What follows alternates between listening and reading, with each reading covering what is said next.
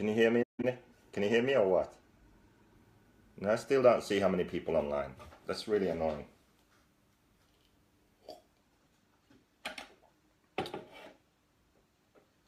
Yes, we have sound.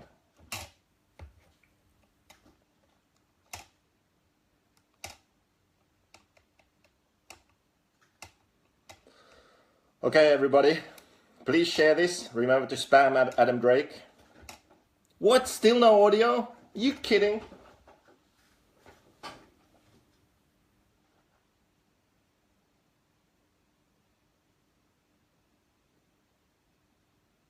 Is there really no audio? Bjorn is saying that there's audio. So which is all good, all good. Okay, so share the video, please. Let's make this the biggest one so far. This is a really tough subject. It's going to be really hard. This can go two ways. Either I nail this and you learn about role centers, or I end up looking like an idiot. So a real win-win, isn't it? I have to restart. Why?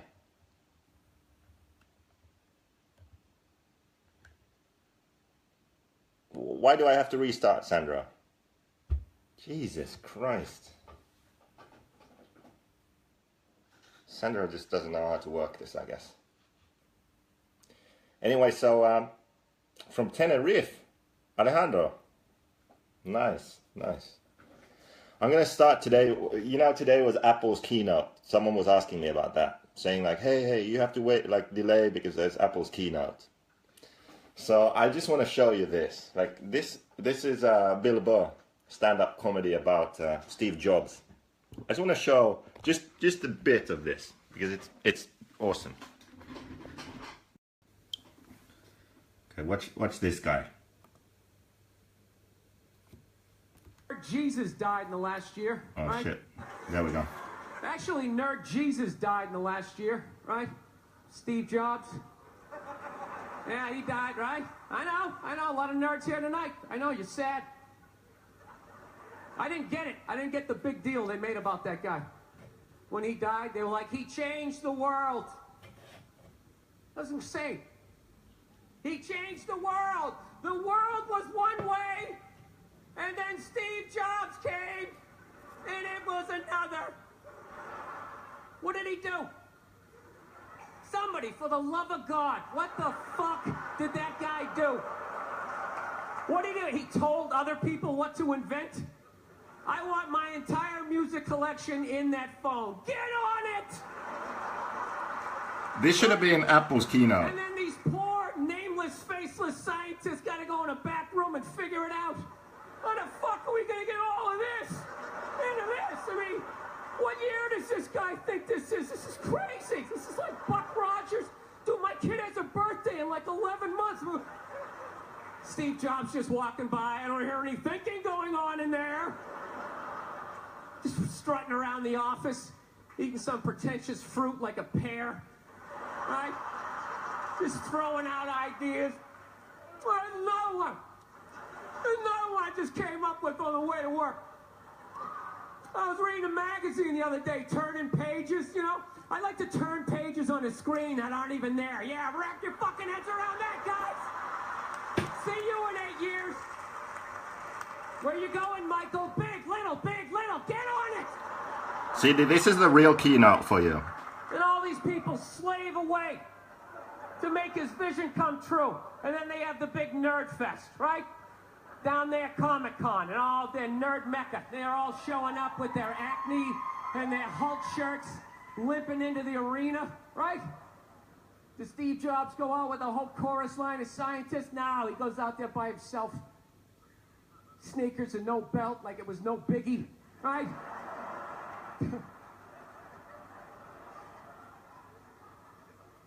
like he's Tesla. Tapping into the atmosphere. I know. Just one more minute. This is pretty good. I bought into it, right? That whole advertising, the way they aligned themselves with some of the greatest people of all time. Jesus, Gandhi, me. Remember that? Muhammad Ali, John Lennon, this guy. How the fuck was that dude like any of them? Gandhi didn't have a sweatshop. Nah, he didn't have people leaping to their deaths only to catch a net and get ricocheted back through the window to have to put together yet another iPad. John Lennon didn't have children in his basement pressing those fucking albums.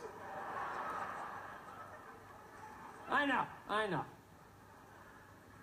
New phone can't fit the old charger. This is your hero? Anyway. There's Bill Burr performing the Apple keynote 2017. I think that would have been way better than the one they actually did. Okay, so there's about 100 people here, so I guess I could start. Now that the keynote is done, I have your full attention. So as I said, this is going to be a tough one, but I got my new glasses. I look way more sophisticated now. You know? Super intelligent. I almost look like a scientist now. Like I'm growing like crazy afro. I'm pretty sure I can figure these roll sensors out. So, still more people joining.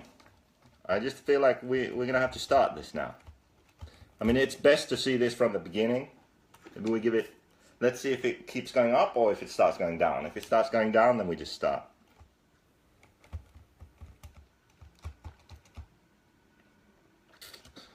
By the way, remember to trade in your old cars. You know that old crappy cars that you can't sell? Like 5 years old models, no one wants to buy them? We want them. Just trade them in, get a new black or grey edition. So I've got old X-rays, hot bodies, like the old one, like just stuff that people can't sell. So Soar probably gets 300 discount now, max 150. Like Durangos are the most valuable on the market right now, so 200.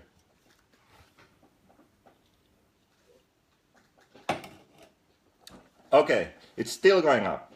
But you know what? Screw those people, they're late. They're gonna have to just catch up. So today we're gonna talk about roll sensors. And I'm gonna have to focus now. So I'm not gonna be able to read all your comments. So I'm probably gonna miss a bunch.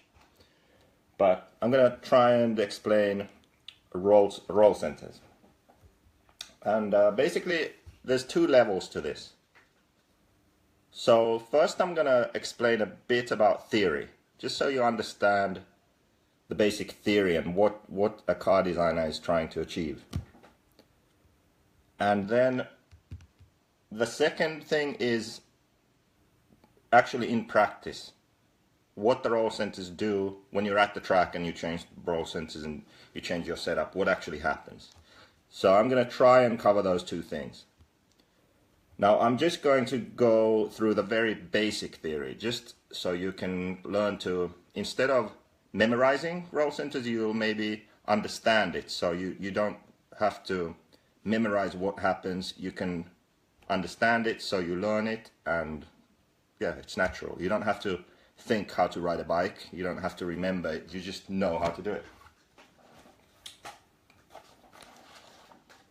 Practice is for pussies. Okay. So anyway, this is the only picture of a roll sensor I'll show. I'm not gonna, draw it and all that bullshit. We don't need to do that, because I'm gonna explain all that. But basically, the roll sensor is this point here. Where are we? The roll sensor is this point. And to find the roll sensor, you draw a line through the upper link, you extend it straight out. Then you draw a line through the other upper link and you extend it down here. Then you draw a line through the lower arm, so where it attaches to the hub and where it's attached on the inside.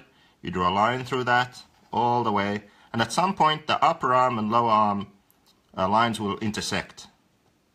So you do that for both sides and you'll have a point over here where the lines intersect and a point over here where the lines intersect. Then what you do is you draw a line through the center line of the contact patch of the tire across the car to that point where the upper and lower arm lines intersect. Then you do the same thing from the other side, center of the contact patch, past the car to this intersection point. So where these two lines from the tires to that intersection point, where they cross, that's the roll center right there. Okay? So, no, this book isn't. Jimmy is asking what the book is. This is Race Car Chassis Technology. Bob Ball, whatever that is. Bob Balls, I'm going to say. B-O-L-L-E-S. Okay. So I wanted to show you that picture just so you know that it's basically a geometric point. It's a theoretical point. And you could say that this is the point where when you design a car, you imagine the car is rolling around this point. And the distance from the center of gravity to this point affects how easily the car rolls. So if you imagine that this roll center was in the same position, exactly same position as the center of gravity, there would be no roll. The car wouldn't be able to roll because it wouldn't roll. I'm not going to go into that. If you want to understand why, read a book.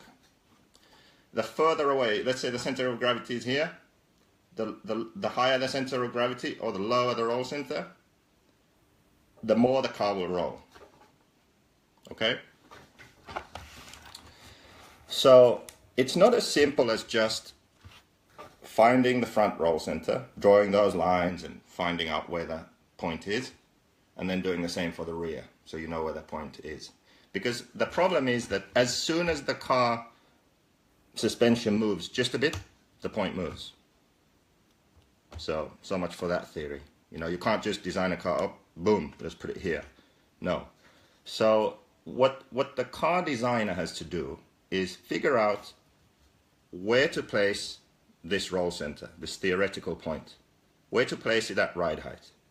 Then they have to go on to figure out when the car negotiates a corner, when the car rolls, when it compresses, when it moves up, how does that point move? This theoretical point, where is it moving? Where is it going? That's up to the car designer. And then you also have to match the front and the rear. So you have to figure out what's going on with the roll center on the front and then what's going on in the rear. So when a car enters the corner, what position is the car at? Where does the roll center go? For the front and for the rear. Then in the corner, what position is the car at? Where's the roll center, front and rear? And then when you exit the corner, same thing. So it gets really complicated really quick. It's so complicated, I had to make a few notes so I cover this in the right order. So these things, these are not really something you need to worry about. This should be the job of the car designer to figure out, right? And I would say that this is like the most important thing when designing a car. And the reason is as follows. If you have a car where the roll centers are kind of out of whack, let's say there's this theory that roll centers are supposed to be a certain way to make a car good. Well, if the roll centers are just completely out of whack, you can go to a track and it could be just impossible to get the car work. No matter what you try and do, like shocks, sway bars, down travel, ride height, everything you try, you just can't make it good. But it could also be that you get the car pretty good and you're happy with it. Then you go to a different track or go back to the same track, different day, but the conditions are different. Traction level is different. And the car just doesn't work again. And when you have a car like that, where every track you go to, you have to always change the setup, the reason is that the roll centers aren't right. So it's not that you don't have this magic setup, it's just the roll centers are wrong, and you can play around with everything else and it's never going to be good on in all conditions. On the other hand, if you have a car where the roll centers are good, like the front and the rear work together, you can really mess the car up with everything else, like diff oils, shock oils, pistons, springs, sway bars. Like, you can do surprisingly much wrong on the car and it's still going to be good. It's crazy. Also, you can have one setup and you can go to a whole range of different tracks and the car will always feel similar and it will be good. So the only things you then change is, you know what, this track is a bit higher grip, I'm going to go up on my sway bars. And then it's just dialed. So for me, the roll centers are the key to a car. And unfortunately, there are two problems here. One for a designer and the other is for a driver. So I'll cover the designer's problem first. So once you learn to understand the roll centers as a designer, the problem is that let's say this is like an average level. This is now roll centers. The higher up you go, the better it is. The better the car is. The lower down you go, the worse it is. Okay? So this is your roll center now. And you figure out how to improve the location and how the roll centers move, and you figure out how to improve the balance of the car so that it improves. So as this keeps improving, the problem is that the roll centers affect other things about the car too. They affect camber change. I'm going to show you in a moment.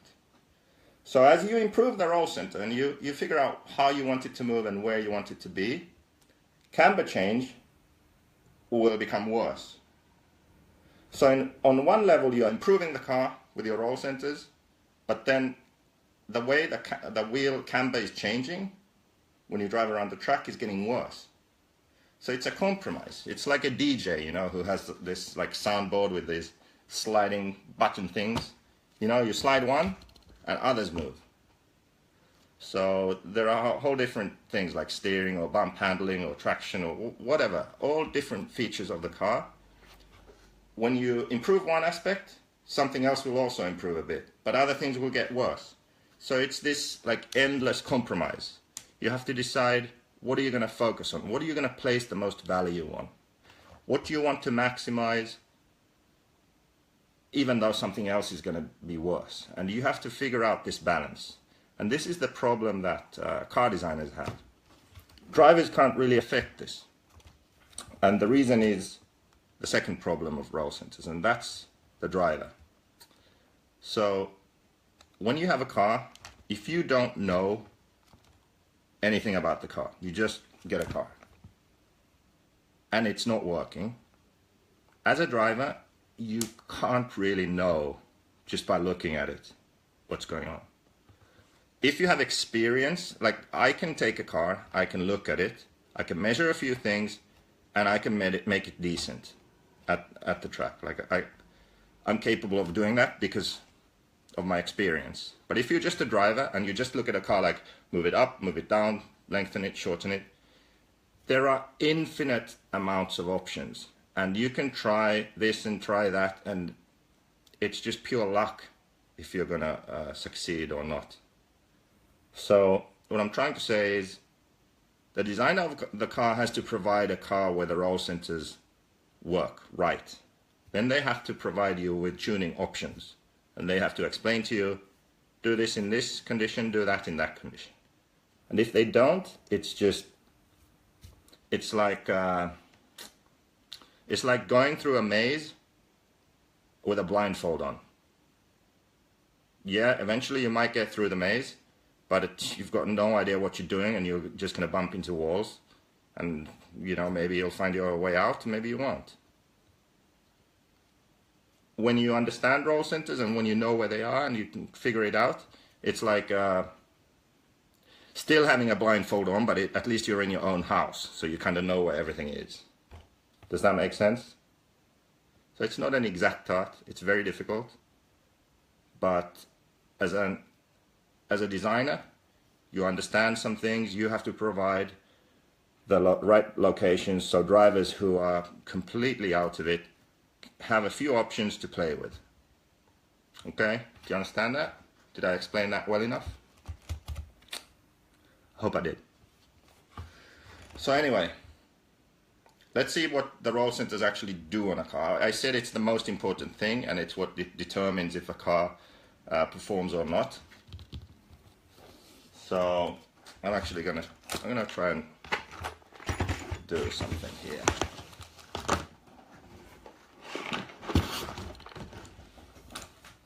Very much better. Okay, so I removed the sway bar so I can roll the car a bit here for you. So I was saying that, let me see what I'm doing here.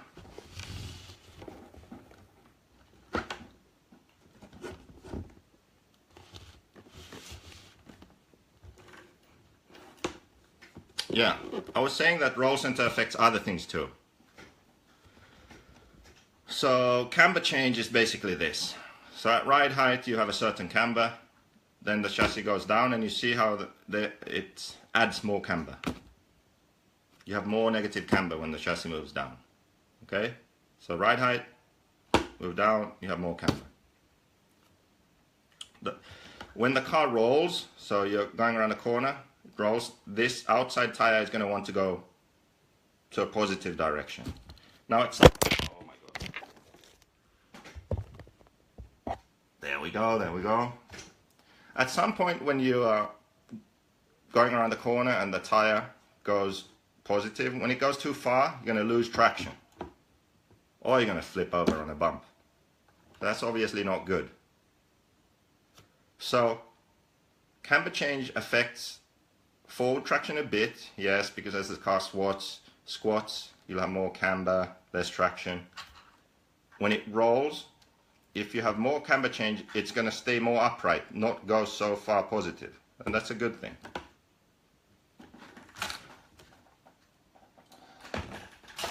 So the problem there is that, as I explained earlier, you improve the roll centers, but then your camber change may go in the wrong direction. So that's actually going to be worse. So it's this compromise. And I feel, I don't have any data on this, but this is my feeling.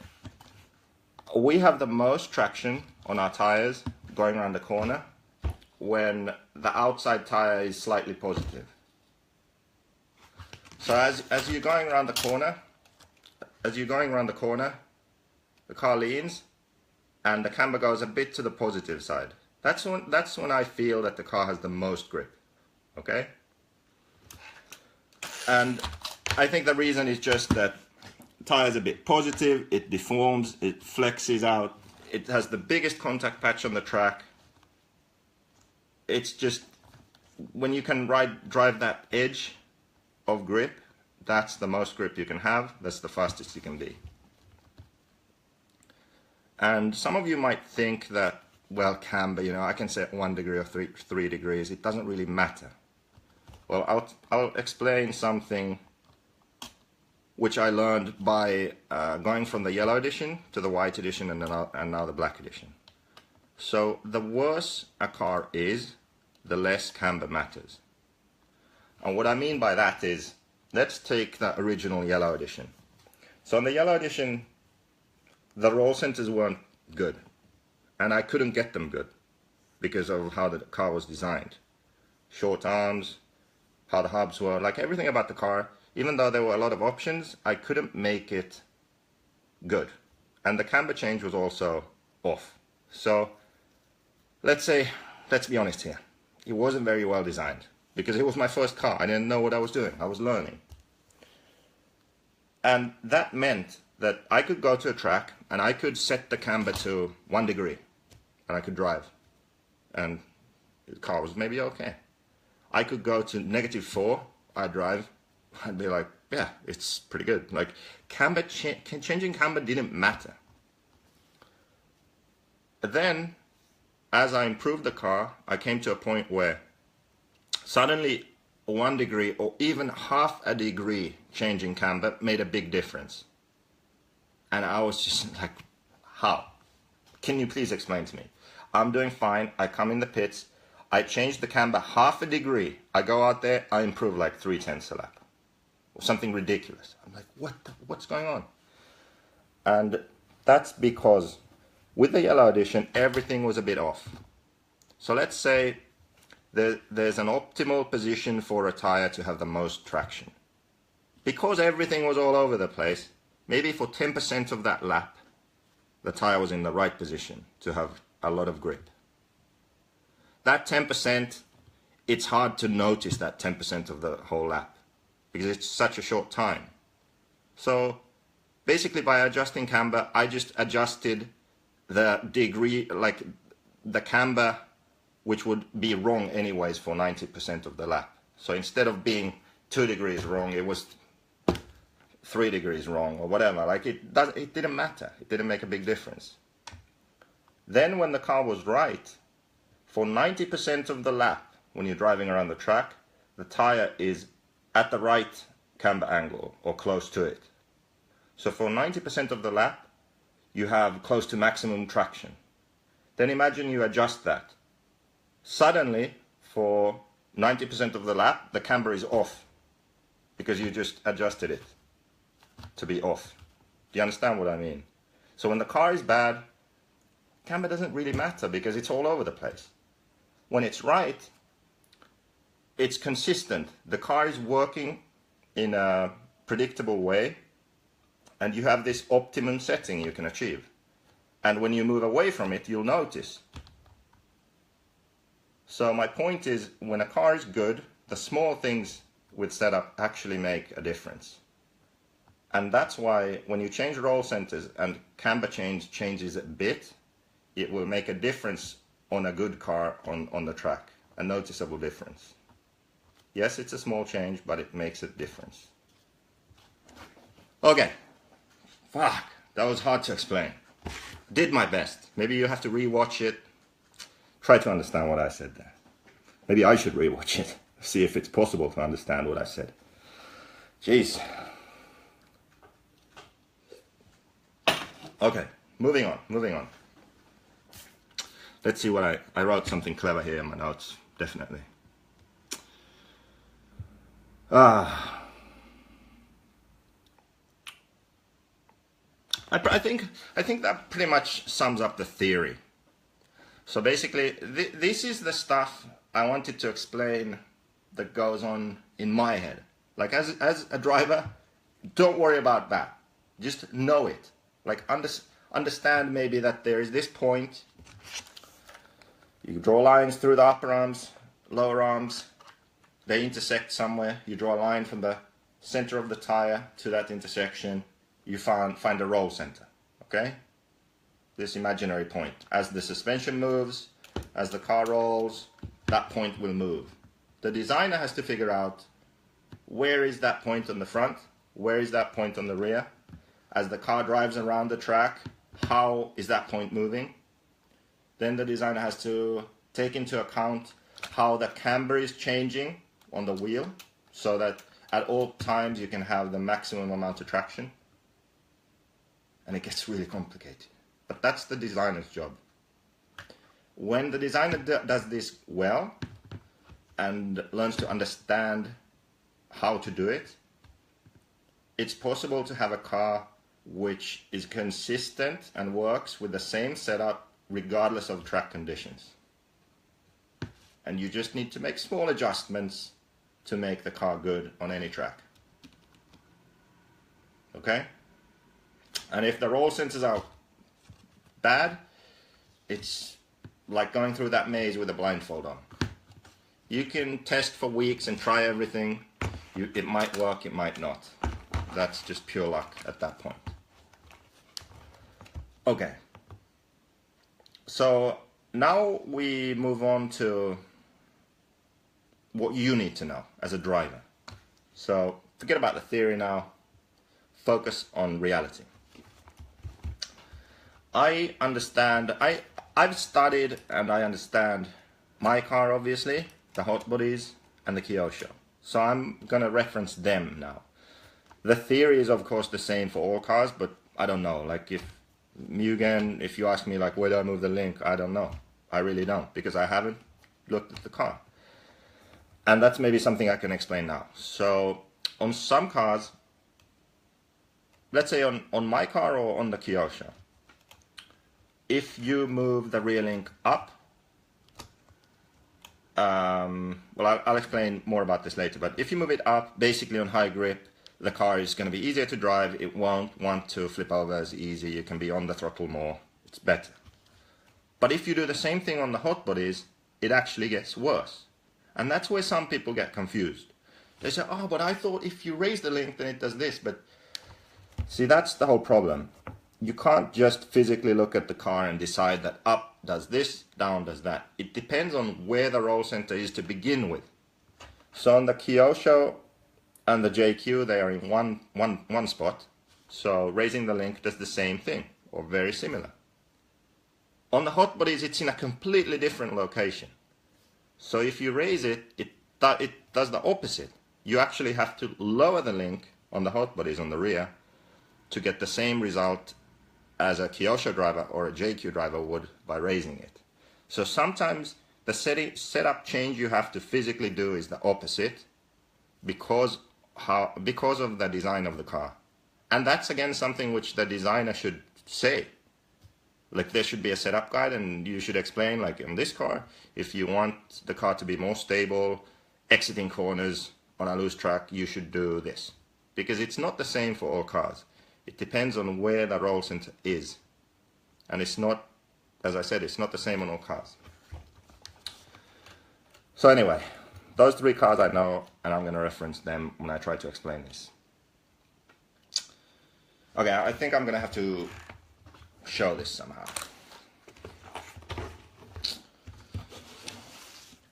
Can you see? Yeah, I think you can actually see here. I don't need to raise, well, maybe I'll raise it a bit.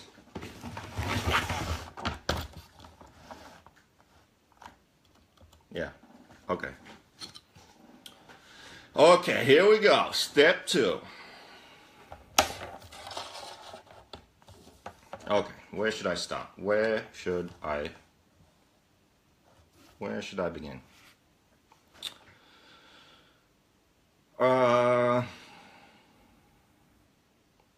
This is really difficult. I'm serious. It's complicated. Okay, so roll centers on a loose track versus a high grip track. I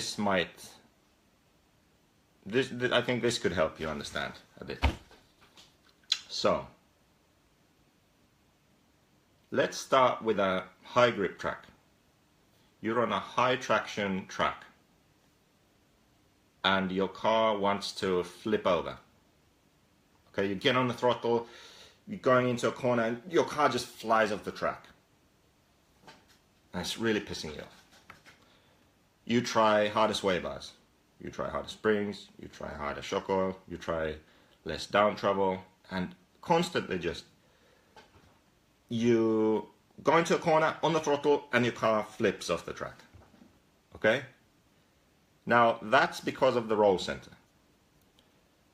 And I'm going to show you why. I know how to do this. Show it to you. So there's such a thing as, it's called a jacking effect. And the best way I can demonstrate this to you is like this. So when the car rolls, the upper links are pulling and pushing on the chassis through the shock tower. So I removed the screw here, but the camber is still right. The link would be attached here. Okay, now it's off.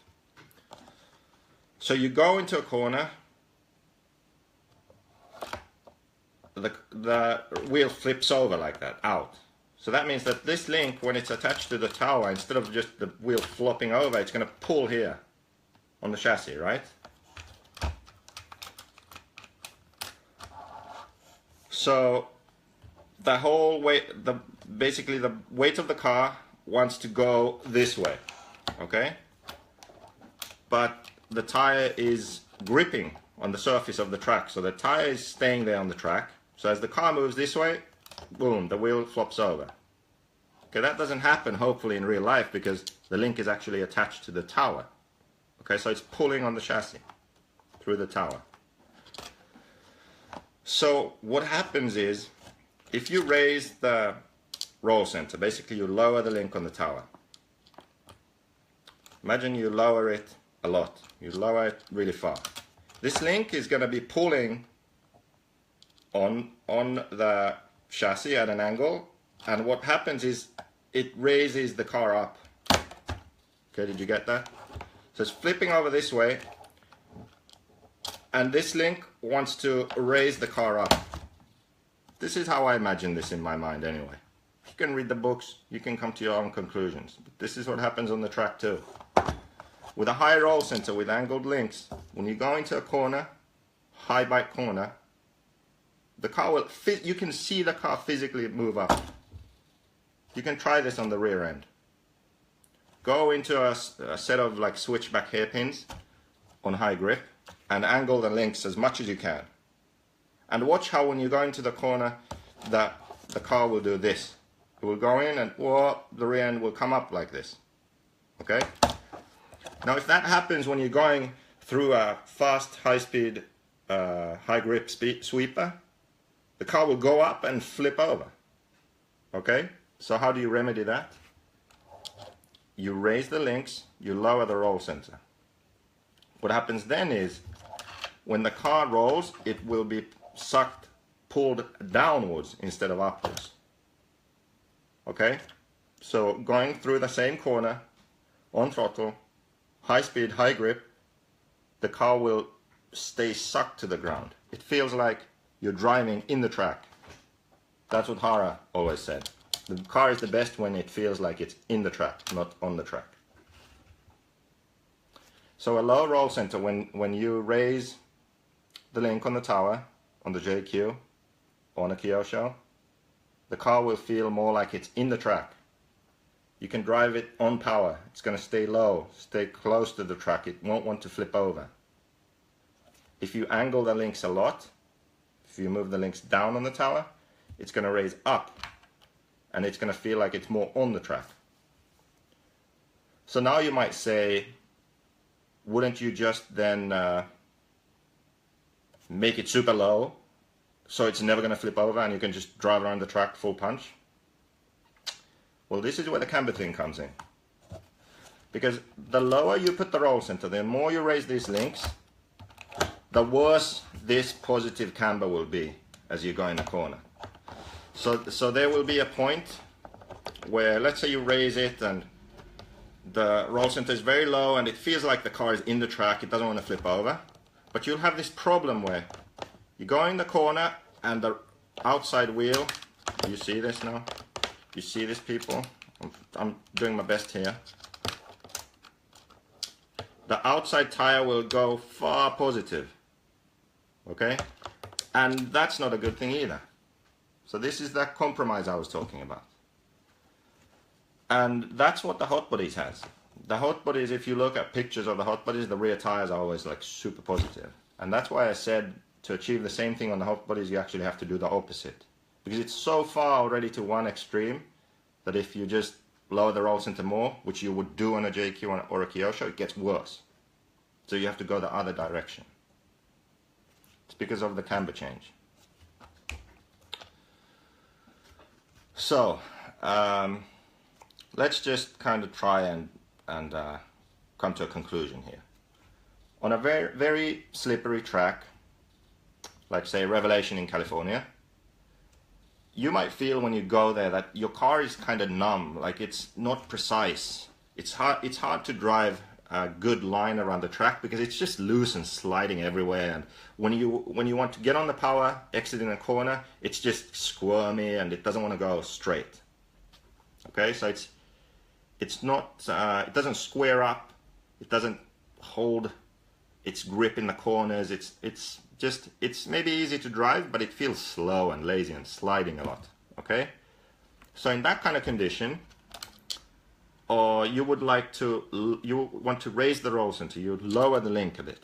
So you lower the link on the tower or raise it on the hub. You do the same front and rear, and what that will do is it will make the car more responsive. So it's a slippery track, the car isn't squaring up quickly to exit corners, it's sliding a lot, it kind of feels numb. You don't exactly know what the car is doing. You don't feel the link. So loose track, lower the links on the tower front and rear, raising the roll center. It makes the car more responsive. It makes the maximum amount of grip you have higher. So it will be responsive. You exit the corner, it squares up quicker, and it will probably be faster that way. Another thing, when you raise the roll center, you'll have more camber change. So on this slippery track, you will actually be able to raise the roll center by moving the links down on the tower or up on the hub, and at the same time you'll be able to reduce camber a bit, front and rear, which means that not only do you have more grip because of the roll center change, like more direct feel to the car, you'll reduce camber, which also adds grip. And if I didn't explain it clearly, you can reduce the camber because as the suspension moves, the camber will change more. So in a corner when the car has rolled over, if you didn't do anything to the camber, you would end up with a bit more camber than before. So you can just compensate, bring that back. So in the corner it's the same as before, but going in a straight line, the tires are stood up more. So you'll have more grip. So on a loose track, it's a good idea to raise the roll center a bit. Then on a high grip track, as I explained before, it's a good idea to do the opposite. So on a high grip track, you feel like the car is nervous, it wants to flip over. It's just a handful to drive. So you lower the roll center, you raise the link on the tower, front and rear, and what you'll feel is the car will, the responsiveness will, like it will be less responsive, I can't talk. The car will be less responsive, less direct, easier to drive, and it won't be as prone to flipping over. So there you have it. That's like a super basic way to explain how the roll center affects the car on high grip and low grip. Then there's another feature that's really good on the Black Edition, which I would like to explain now, because it has to do with high and low grip. So on a low grip track, what we do is, even if we keep the same angle for the link, we just lower the whole link. So we lower it one hole on the tower and one hole on the hub. See, we have two heights we can have the link at. So on a loose track, even if we keep the same angle, we just lower the link. And that gives a bit more grip. The car has, the rear end has more traction. So when you go through a corner, it will have more traction. Exit the corner, more traction. And I think, I don't know for sure, but this is my theory. I feel like it has the most to do with camber change. And the reason is, imagine, which way do I turn this? Imagine the car is rolling again and the camber is changing, okay? And as I said in the beginning of this video, there is a point at which the tire will have the most grip. And I said, I feel like it is when the outside tire just goes a bit to the positive side. So that's where you'll have the most amount of traction you can in the corner. So the lower the link is, the less the car has to roll until you reach that point. If the car rolls more, the tire will go too far to the positive and you'll start losing grip again. So on a loose track, typically, especially if you're going slow, there's not that much grip. The car doesn't want to roll, and maybe you can't really set it up to roll because there's other high-speed sections where the car isn't good. So you don't want to go too soft on sway bars or anything else. So the fact that you have the low link means that for the same roll, the camber will go further to the positive side. Okay? Imagine an arc. Basically that's what this link is doing here. It's going around in an arc. So in a circle. If it's a smaller circle, a smaller sideways movement will mean a bigger change in camber. Then on high grip, you don't want the wheel to go to its maximum traction always, because it's already high grip. You don't want that. So you want the camber to go as little as possible to the positive. So when you raise the link, same roll, same sideways movement, the camber won't change as much. You have to go further because the link is further away. It's going around a bigger circle, so it has to go further to achieve the same camber change. Do you understand what I mean? Do you have to draw a picture? Do you have to draw a picture? I want you to understand this, not remember this. Okay, there's a difference. I'm going to draw a picture here. I'm going to draw a picture so Jay Smoker understands this.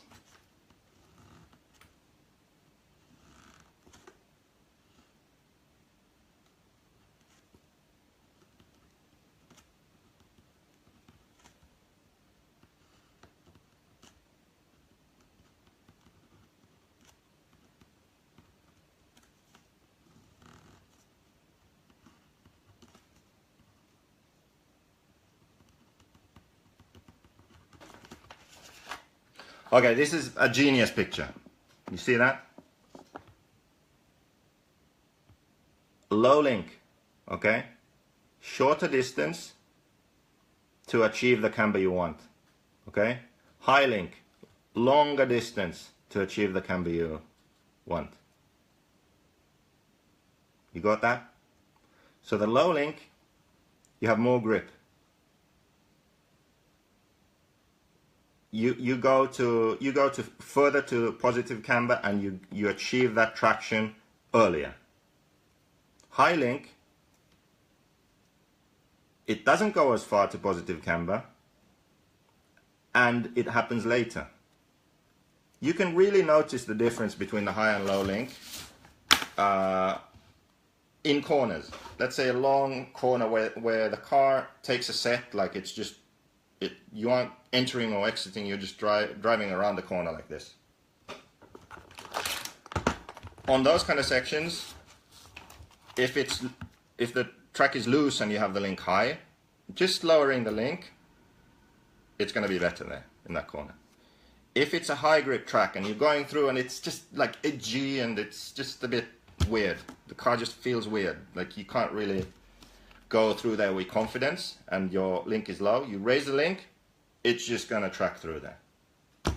Okay, trust me on this one. So loose track, low link. High grip track, high link. Okay, man, this is tough. I haven't been reading comments. I've just been trying to focus here. Okay, so what's next? I feel like I've covered quite a bit here. Okay. Then there's another thing. Goddamn link length. I wish it was as simple as that. You can just go up, down with the whole link and that's it. No, we can change the length. That's a problem. Okay, so, God. To put it really simply, when you lengthen the link, everything just slows down.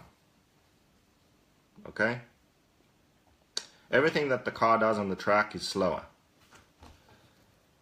I don't mean lap time wise slower, just physically, like how the car reacts, it will happen slower. And that's good and bad. It has a lot to do with driving style.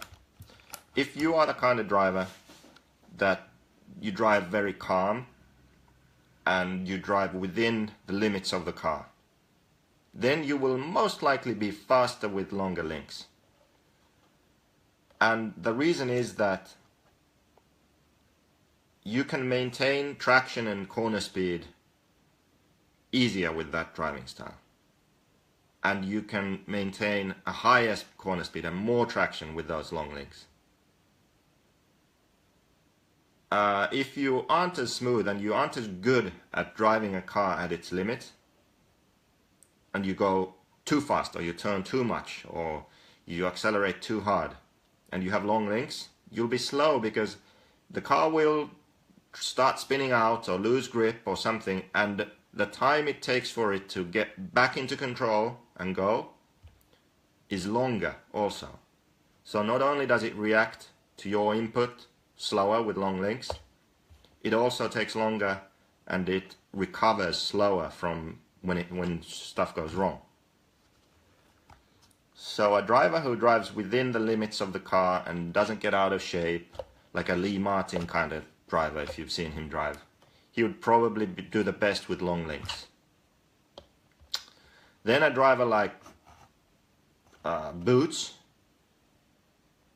just don't go there. Like short links, because he's like all over the place, like crazy throttle, like steering lock to lock, going crazy. The car will like do something weird and he needs it to get back in shape quick. So short links for a driver like that. On the Black Edition, I feel like it's pretty much a compromise. The stock setup we have is long here on the tower and middle on the hub when you use the long arm. It should work for everyone everywhere.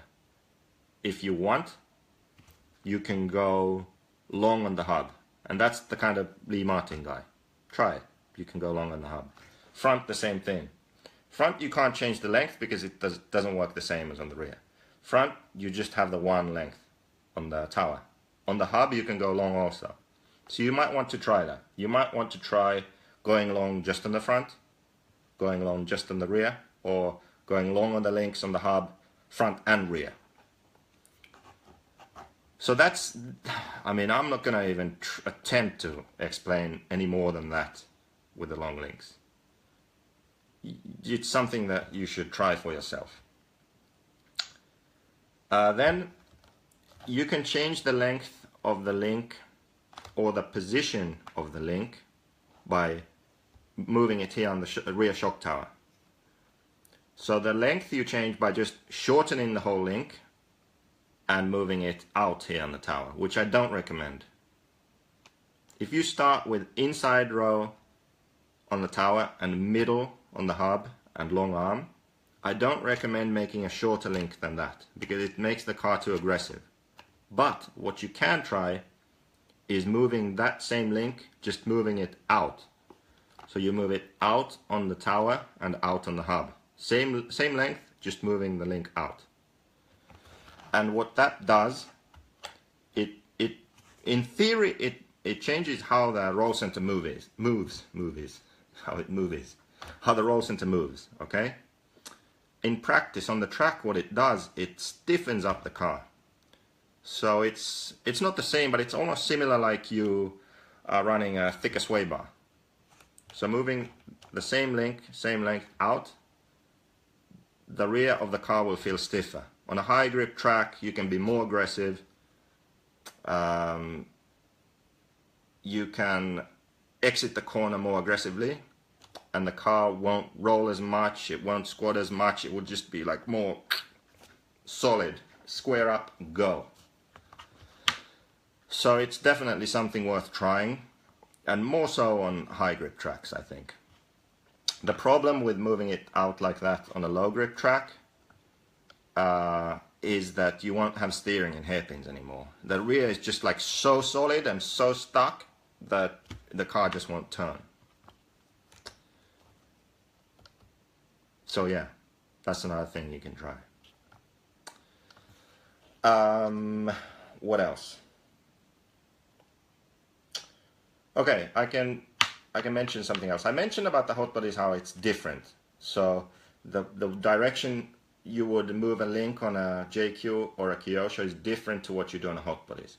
And that's because of where the roll center is and how it moves and how the camber changes thanks to the designer of the car. Okay? But there's no one right answer to this. So you can design a car by prioritizing any of the different parameters, like I explained before. Maximize one thing, another thing will get worse. A third thing may stay about the same. A fourth thing might improve also. Fifth thing about the car gets worse again. So you have to choose which things to prioritize. And there's no one right answer for that. And it's interesting also for someone like me, because there's no way you can know everything and understand everything about this. For example, the Kyosho, the way it works is different to my car or the hot bodies. And if I was to apply my thinking to that car, I wouldn't run the setup they run. And if I was to apply the Kyosho thinking or how the Kyosho works to my car, it's not as good. And that always confused me. It's like, how? I don't get it. So, yes, you can actually change the way that the Kyosho is set up to the way I would set it up, and it does change. I think it improves. Another driver might not think so, but I find that interesting, that there's another car which they run differently, different theory behind the roll centers. It works great, obviously, but it also does the same or very similar thing to when I set it up differently to how I would like it. I feel it improves. On my car again, it's very good when I set it up my way. When I go the Kyosho way, it just doesn't work the same. Hot bodies, very different to the Kyosho and JQ. My car could work also like theirs, but I just don't agree with that way of doing things. So there's three cars which people tend to say, oh, this is a copy, same copy, but they're actually very different. So yeah, I don't know if that made any sense, but I just wanted to say that. Okay, let's see if I had any notes here. Did I miss something, or should I take questions now? I feel like I covered the theory. I explained how everything kind of affects everything else, and you have to decide what to prioritize. I explained how the designer has to design the roll centers, and the designer basically by doing that defines, or like that decides if the car will be one which has one setup for all tracks, or every time you have to find a new setup.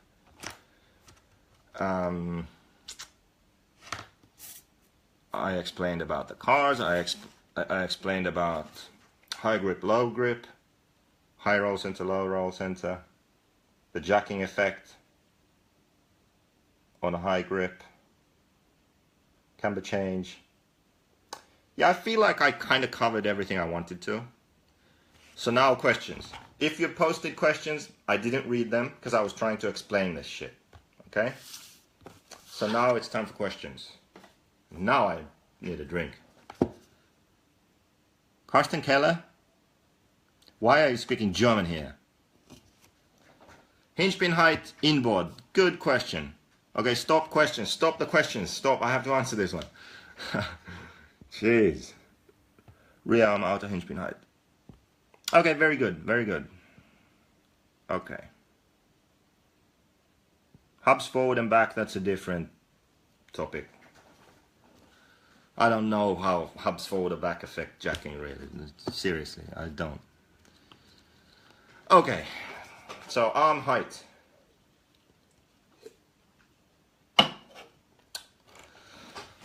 So, now understanding everything you do about the roll centers, moving the top links on the shock tower isn't the only way to change the roll center location and how it moves. You can also do that by changing the inserts. Where's my finger when I need it? Changing the inserts in the toe plate and the anti-squat plate, which effectively raises or lowers the arm here on the inside. That changes the roll center. You can also do it on the hub. Okay? show you this genius black edition setup for the roll center changes on the hub. So, well, we have long and short arm. We only run long arm now. Don't even bother with the short arm, please, okay? We have a plastic insert here in the hub, and what you can do is you can raise and lower the hub. So that also changes the roll center. And it's similar to moving the upper link, but it's not the same. Okay, so now I need to explain what it does, what you feel on the track. Basically, the arm on the inside, let's say you are on a very loose track and your car feels stiff and you'd like a bit more grip. You can lower the arms on the inside. Even if you lower it just 1/2 mil, which is nothing. Well, it's not nothing, it's change, but it's really small, that much. You'll still notice a difference if you can get your car around the track. Like, it makes a noticeable difference. When you lower the arm on the inside, the car will feel softer. Lowering the arm on the inside effectively lowers the roll center. So it's same but different as raising the link here on the tower. Lowering the roll center. Doesn't work the same, but it's similar. So the car will feel softer, roll a bit more, and you'll have more grip. On a high grip track, your car might feel too soft, like it's rolling too much, it's inconsistent traction. That's when you would raise the arm, and then it would stay more flat and feel more stiff. Same for the front. If you lower it, you can get a bit more steering out of the car, because the car will grab more. It will be softer, roll more steering. Then if you raise it, the opposite. So you'll have a bit less steering. At least that's how it goes on this car.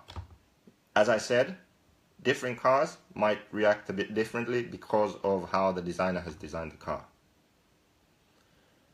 So, yeah, that's the inside arm position. On the hub, before we used to be able to adjust it on the front too. Now we don't anymore, so you can only adjust it here on the rear. Basically, this is similar to what I explained with the upper link. The lower you have the hub, so the higher the hole is in the insert, the closer the hinge pin here is to the center of the axle. So the more you set your car up that way, the lower you put the hub, higher the hole in the insert, the more traction, especially side bite, you'll have. It affects forward bite too. If you're on a loose track and you can't get clear a jump out of the corner, this change might actually give you that grip you need. Crazy. But the way I like to tune for this is more traction level and how I feel the rear on the track. If it's edgy, like it grabs, it's not good in bumps, it's hard to drive, then I would raise the hub. So stock setup for us is the lowest position for the hub. The hole is as high as it can be in the insert. Maybe I should show an insert. I'll show you an insert.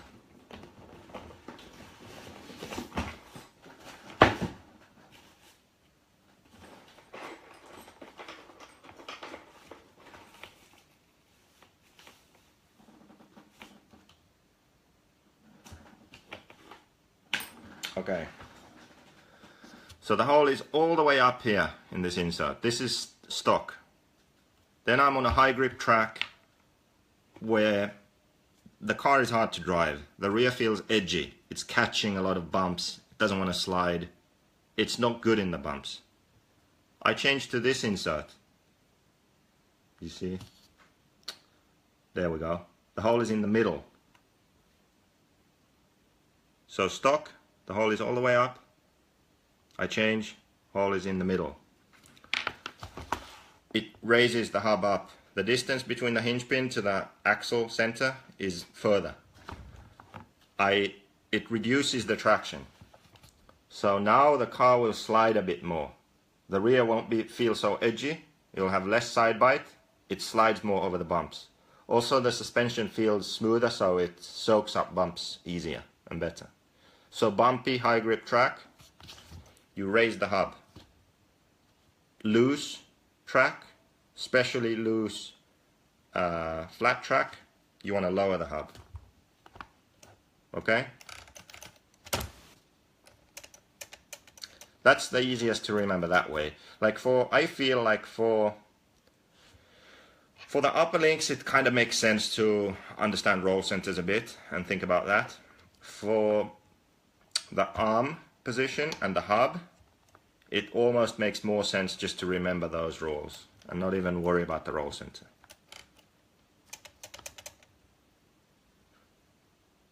And what else? I guess next question. Okay, next question. Who's the fastest?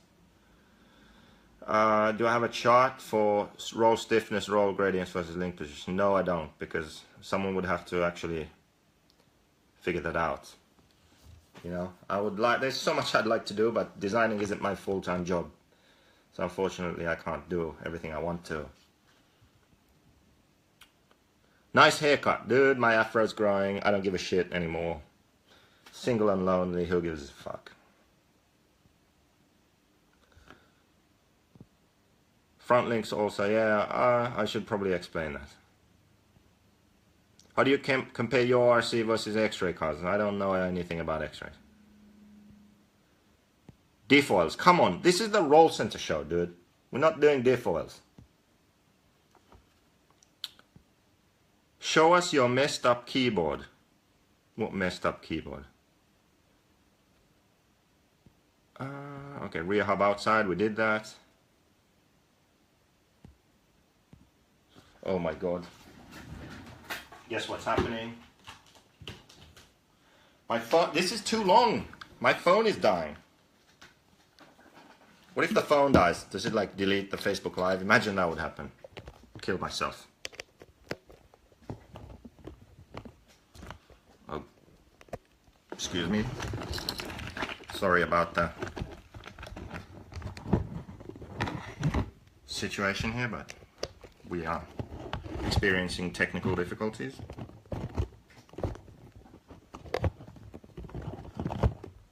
What is going on?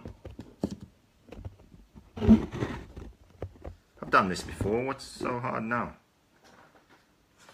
Jeez. How did I do this last time?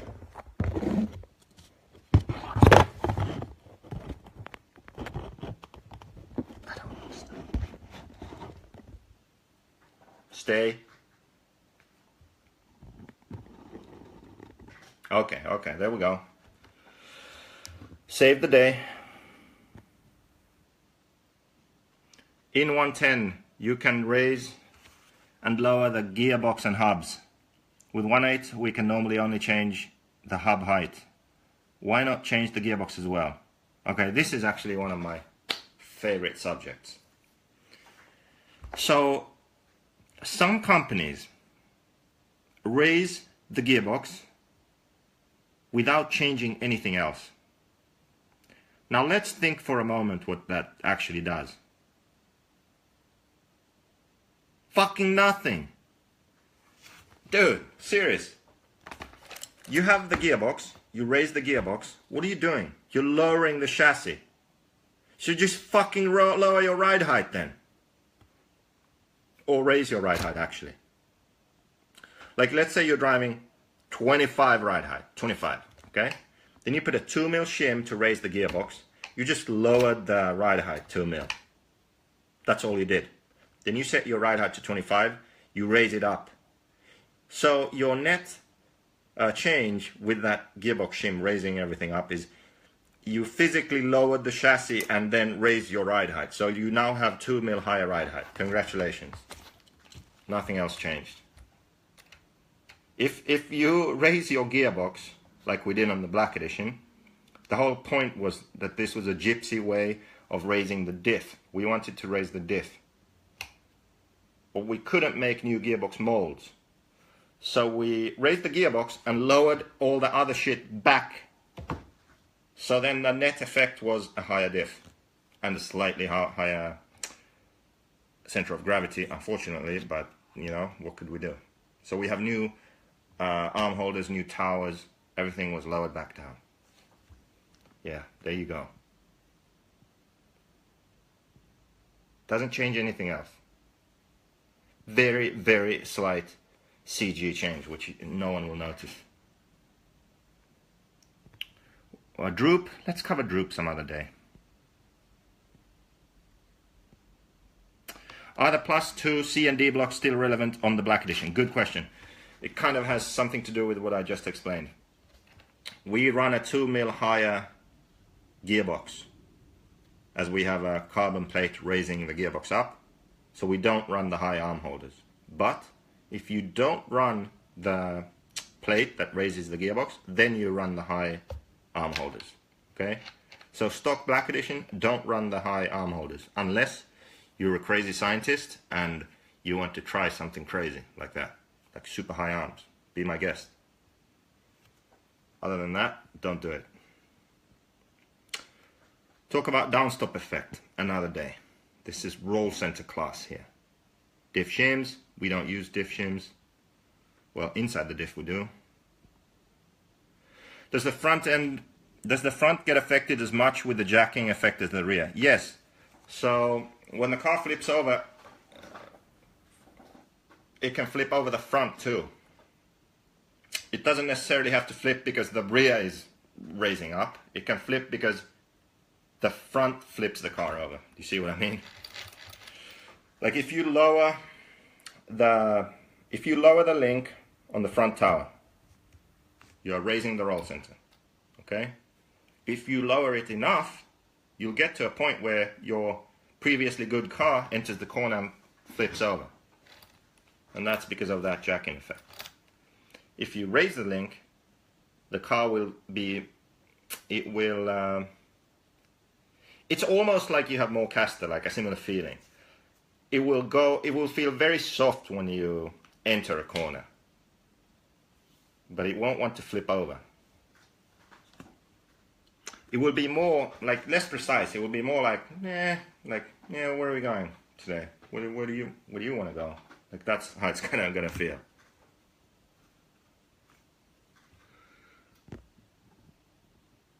Hexes has nothing to do with roll center detail.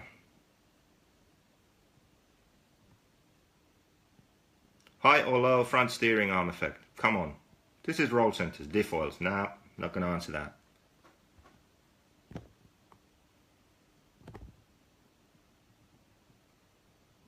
Diff oils, hexes. Anyone somewhat competent should be able to fully understand or affirm what you have explained. This is an easy subject to overcomplicate or not explain in a short period of time. You did well. Yes, it's, as I explained, it's an easy subject for a driver. Like, the things you actually need to know are relatively easy, as long as you have a car designer who explains to you, this is the car, this is what you do to do XYZ. And then I'm sure if you just rewatch this, you'll have enough information where you can then read the setup guide, it will make sense, and you can set up the car. Droop, no. Landing jumps, no. My laptop keyboard, what? What's wrong with my laptop keyboard?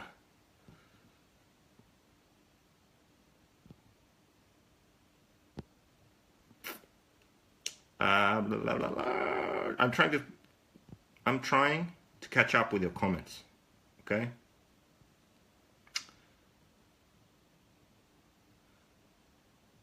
Yeah.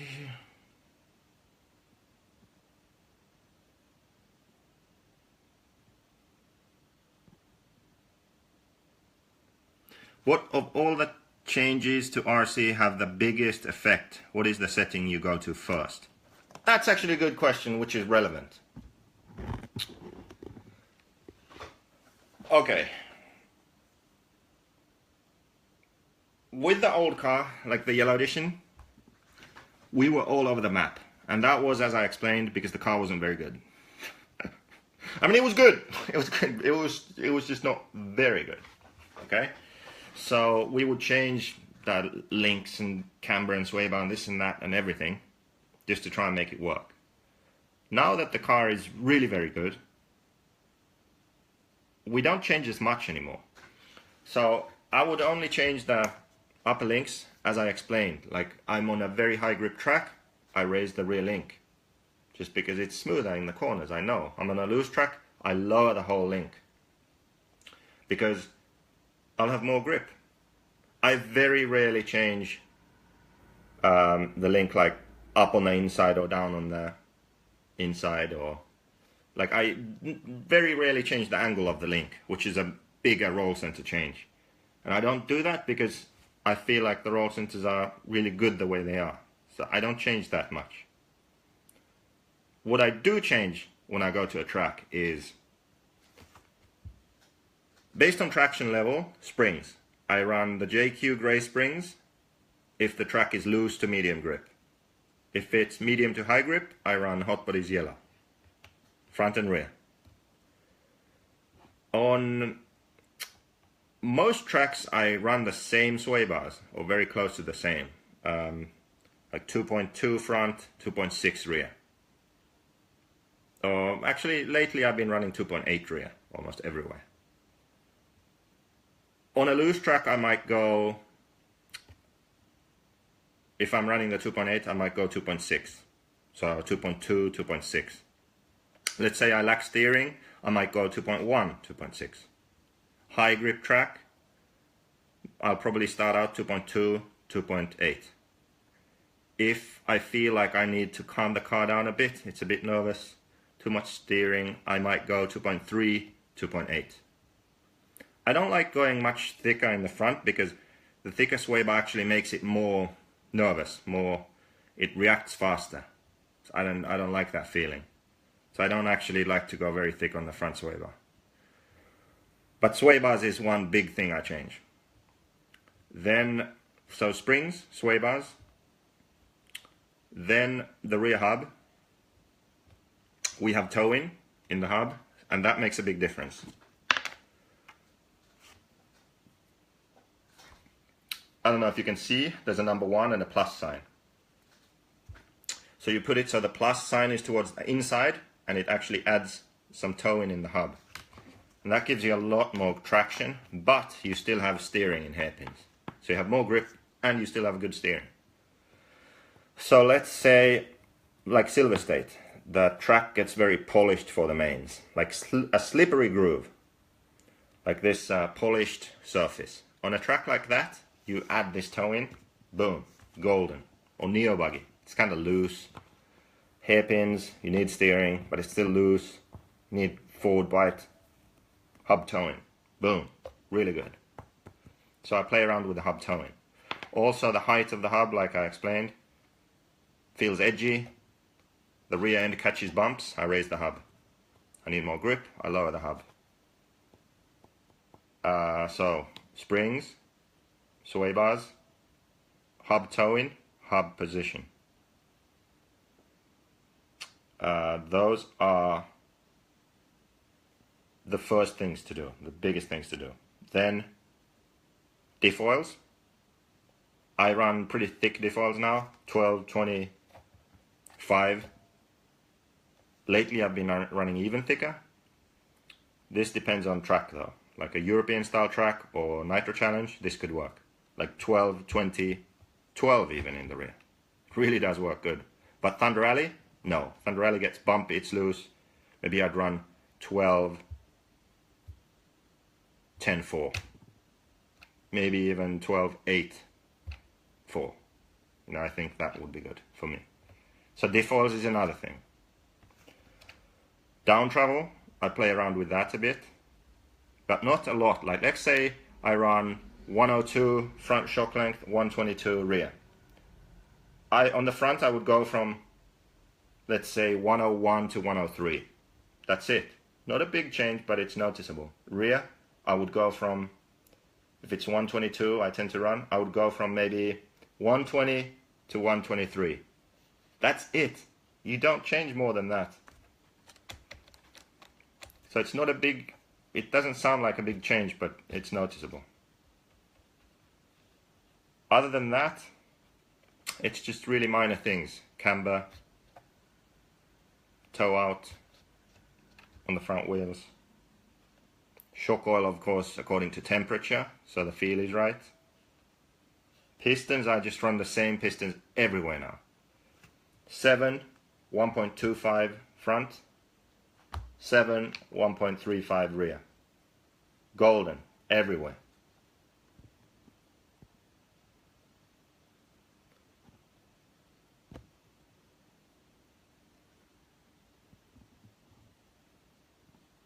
Adjustments on the front and rear of the shock tower are both the same. They are not opposite. I guess you mean roll centers? Yes, on my car they're the same. So you would do the same thing. Often, let's say your car is good and you go to a high grip track, it makes sense to change both front and rear often, but not always. I would say if you only change one, then only change the rear. That's kind of what I feel.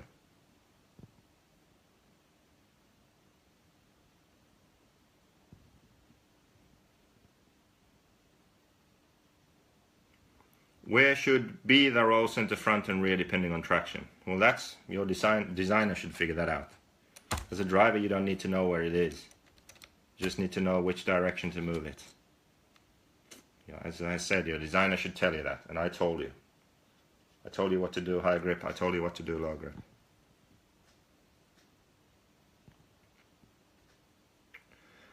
But they raised the gearbox at the Yokomo Toura BMAX 2 to get more rear grip. Why that if it doesn't change anything at all? They probably changed other stuff. They must have changed other stuff, as I said. Otherwise, literally what they did, if nothing else changed, if they kept the same arm holders, same setups, then what they did is they are now running with 2 mil or however much they raised it. They are now running with a higher ride height, which gives more grip.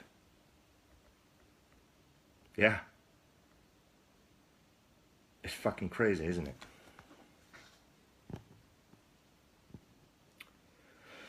Does the caster affect roll center?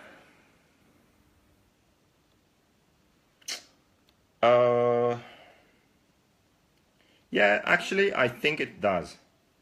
I don't know to what extent, really. Maybe I would think caster has a minimal effect on roll center, but it has a major effect on camber change. And I only spoke about the rear tires, you know, flopping over in a corner and how important that is. On the front it's the same. It's still important, but it's different because as the wheels turn, the camber will change. So as you know, I'll show you here quick. So front wheel, as it turns, it flips over this way. The more caster you have, the more it flips over. On the other side, when you turn the other direction, the more caster you have, the more the tire will be flipped over.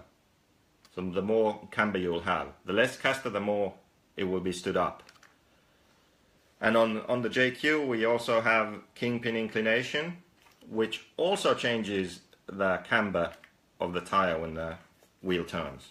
That's one of the reasons why we added it. So we wanted to run a lot of camber. We wanted to run a lot of caster and get away with it and get rid of some of the negative aspects to a lot of caster. So we added some kingpin inclination. But that's a whole different story. That's not really relevant to roll centers that much.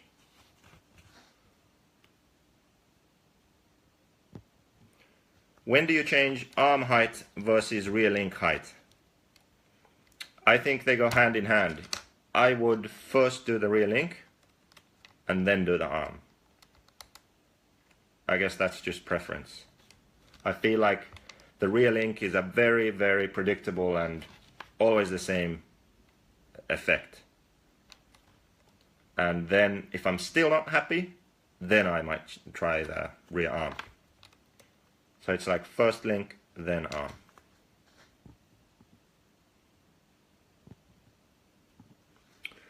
Roll center with long rear arm versus short rear arm. Of course, talking about the Black Edition. In the past we ran the short arm, but it has some limitations. And the limitations have to do with the roll center, yes, but maybe even more so with camber change. So as I explained before, when you're going around the corner, the car rolls over, the outside wheel will be positive at some point, okay? So with the short arm, that is more extreme. You go around the corner and at some point the outside tire will be too far positive. You can look at this if you look at pictures of a Kyosho going around the corner. And you can see how the rear tire will be folded over like that. On my car it happens even more than on what it happens on the Kyosho, so it's not good. It becomes inconsistent at some point, especially on higher grip. So I would say almost, if you aren't David Ronnefalk or JQ, because I'm pretty fast too, then yes, maybe you can get away with running the short arm, because you aren't pushing the car far enough. Okay, depending on your driving style, you might push it more than me actually and go slower. But what I'm trying to say is, like, if you drive in a controlled way, but you are a second or 2 seconds slower a lap than the world's best drivers, yes, maybe the short arm is good for you. But we are trying to make a car which is the best, which the best driver can push the furthest. And for that, on our car, I would run long arm. So that's why I always say run long arm. It's just the window that it works in is wider, it's bigger. So it's a safer choice. When you change hub height, should you change link height along with it or leave the links? Very good question. So the difference between the link height is 2.5 mil. And if you go from the top hole to the middle, it's 2 mil.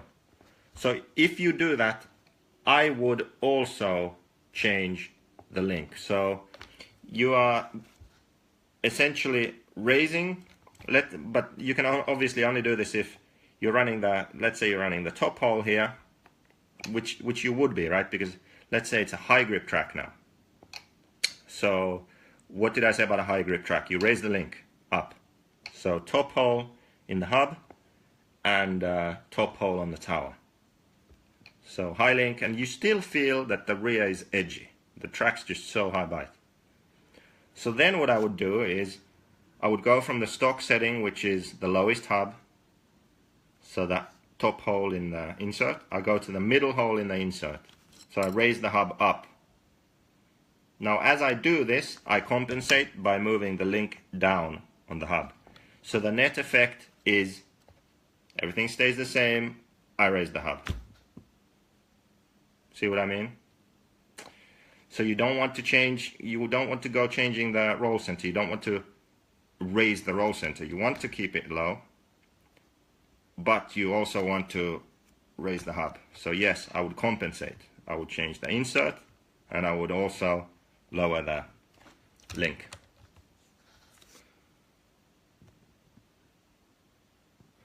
Amazing the amount of people that want advice, help, but don't run JQ. Story of my fucking life. I'm gonna drink to that.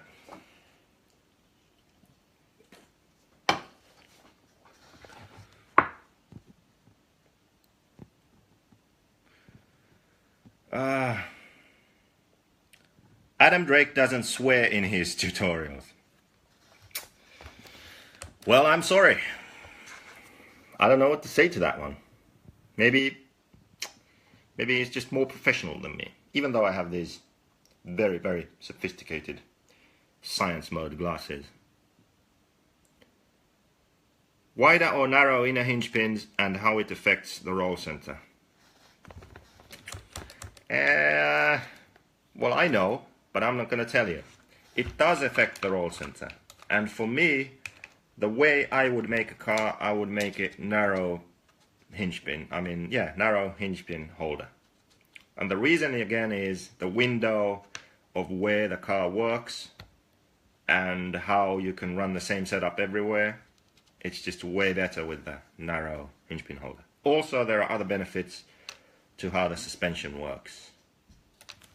Landing, bumps, all that nice stuff. Good stuff.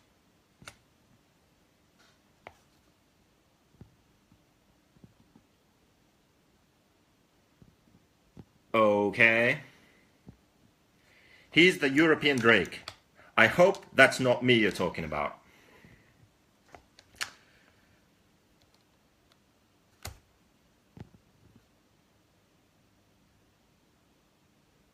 He's not doing it just for JQ, he's doing it to help everyone. Well, fuck it, I guess everyone can see this. I love the one insert in the hub, much better on our tracks in Illinois. Yes, +1 is very good, everywhere, almost everywhere. To sum up, what I hear you saying is that if your car needs roll center adjustment, give the car to your dad, someone else's dad, or just do whatever the fast guy in the team is doing. The fast guy, unless he's a super talented bastard who's just good. I hate those people. Yeah.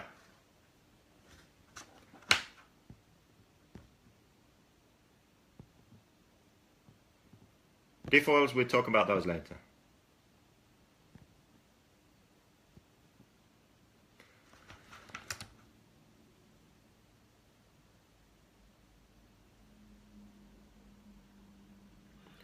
Doesn't raising the gearbox raise the whole shock tower and hence raise the inner link position and lower the roll center? No, because you are raising the lower arm also. You are doing this. Oh my, this thing. I need to attach this. I need to attach this. Where did the screw go?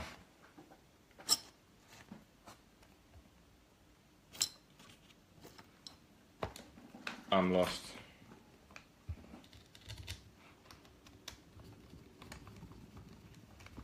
If you only raise the gearbox,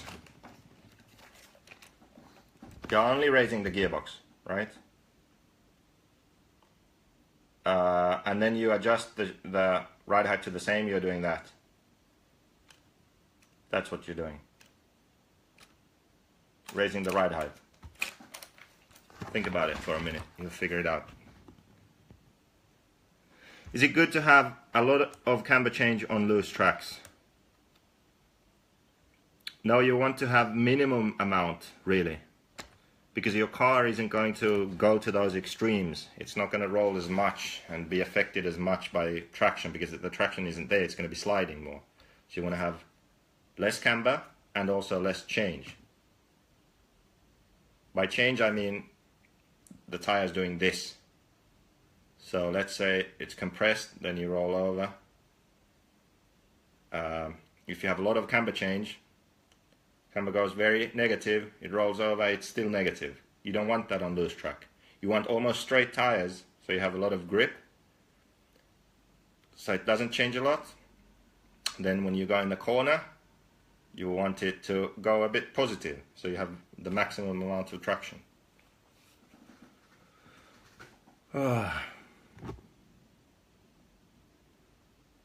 Raising the dog bone. Raising the gearbox changes dog bone plunge.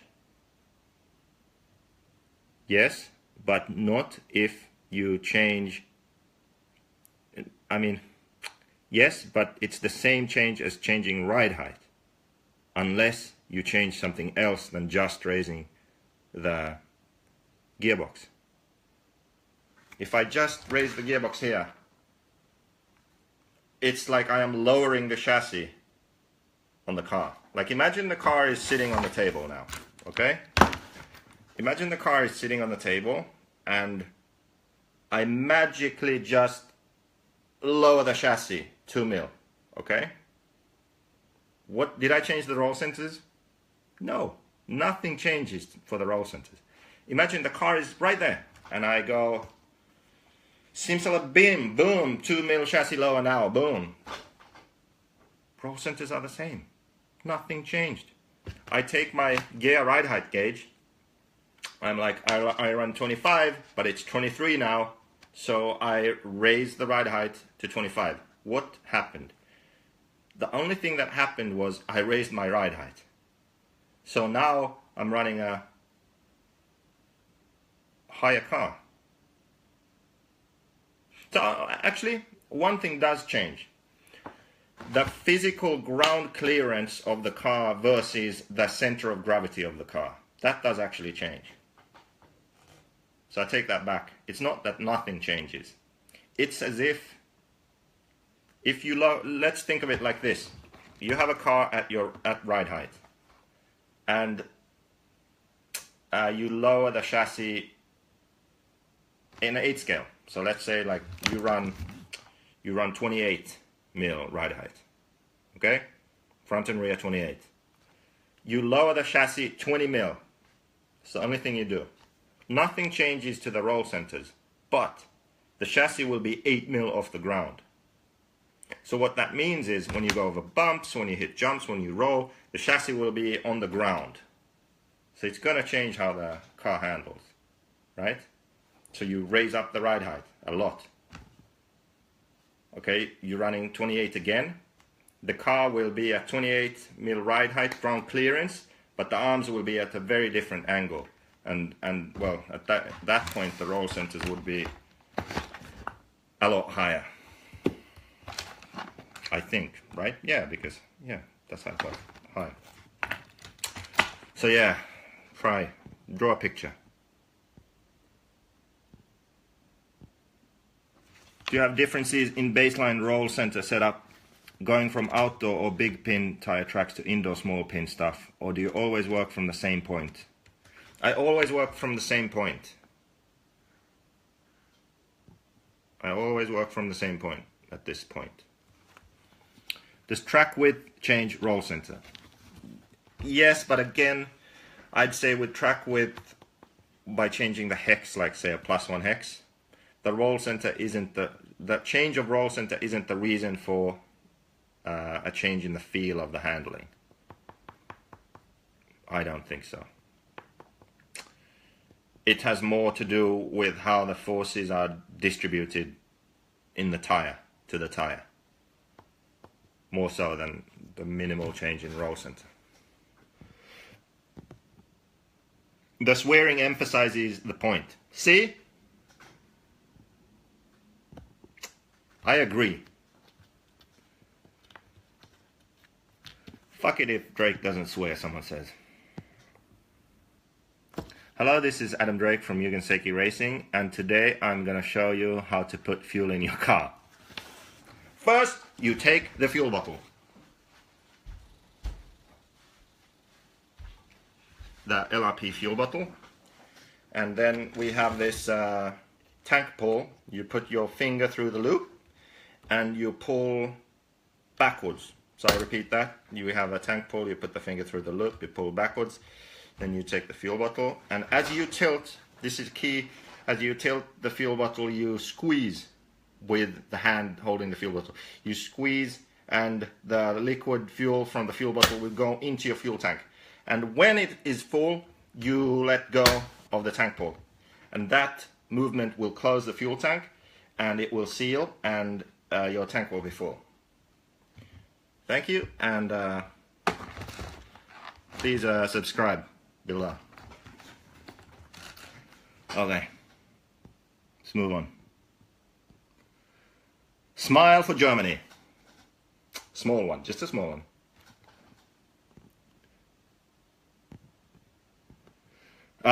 You know what? I really want to catch up with the comments. You haven't changed it statically, but roll center does change dynamically all the time. Yes, but if this has to do with the raising the gearbox thing, you're wrong, Joey, you're wrong. It's just changing ride height. Arm holders were not fixed with gearboxes. Okay, then that explains it. That's what we are doing here. Then they raise the diff. And also the links aren't attached. The links have washers, so it's, I mean, they are vertically positions and they have washers, so it's very easy to adjust. It's the same as the black edition.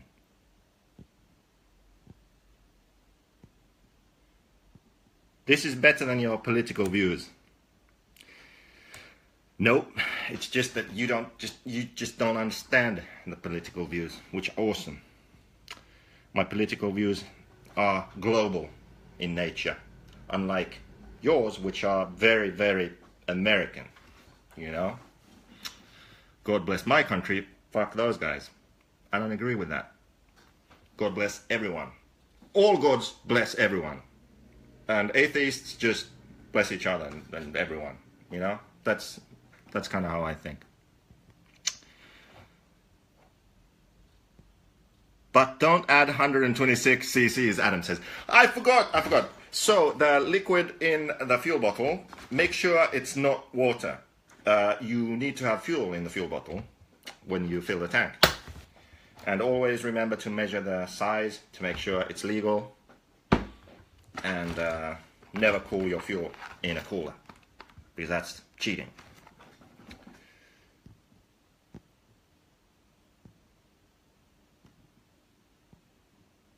How does an American get his fat fingers through the tank pull? A bigger tank pull? I'm not wrong. I said it doesn't change it statically.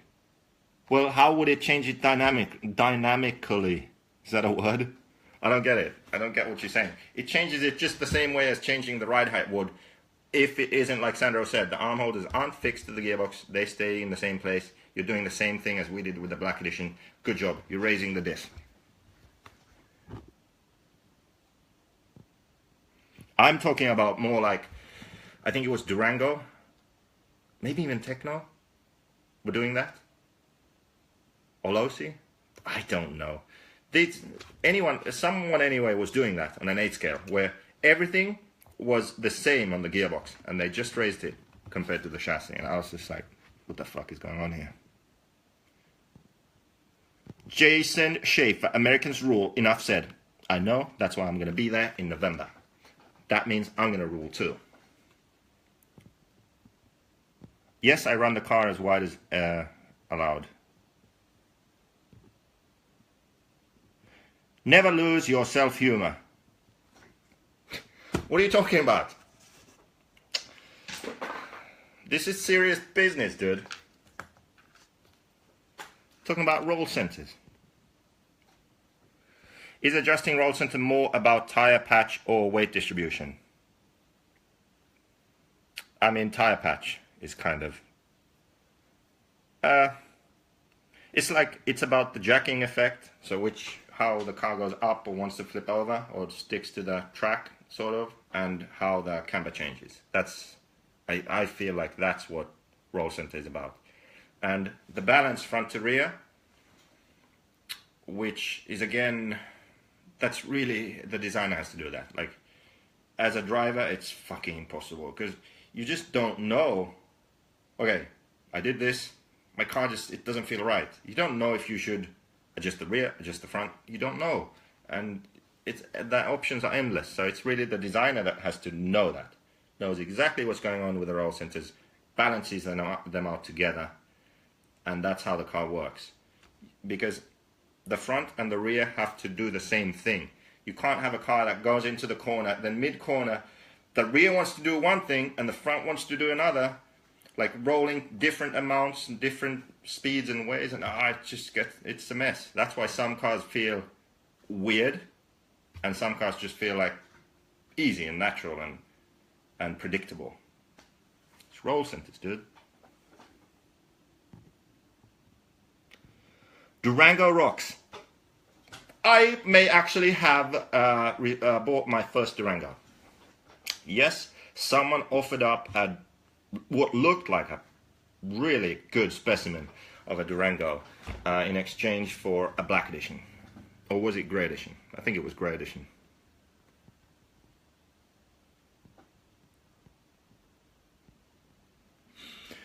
Make sure the nozzle is actually over the fuel tank opening before squeezing. Yes, I messed that up for Mr. Greg DeGarni at a 40 plus race. That was not good.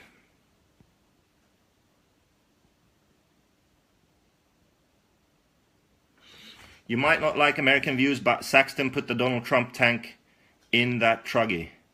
It was huge. Okay, done beating that horse. There's no such thing as an American view. There's just such a thing as a person's view. There are assholes everywhere, there are good people everywhere. I'm listening to this and I'm learning so much. Good job, now you know how to fill a fuel tank. Is the shock tower attached to the gearbox? Hey, we're fucking over this. I don't know what car we're even talking about.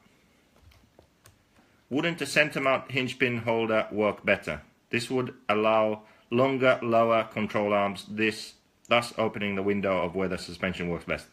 Good. I'm happy I read that comment. Everything about car design works up to a point.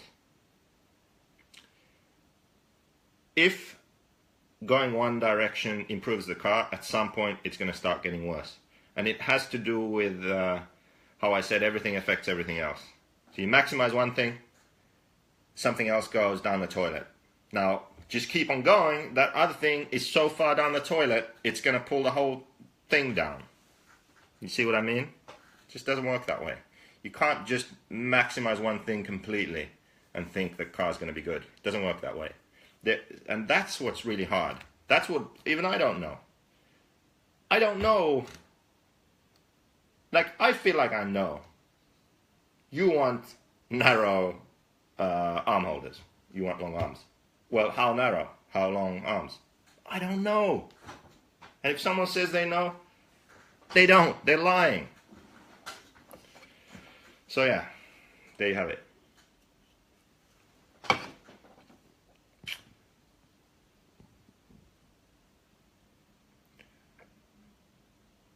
If you make a roll center change, is there any other adjustment you do hand in hand, or do you do it alone and feel the car before any other adjustments?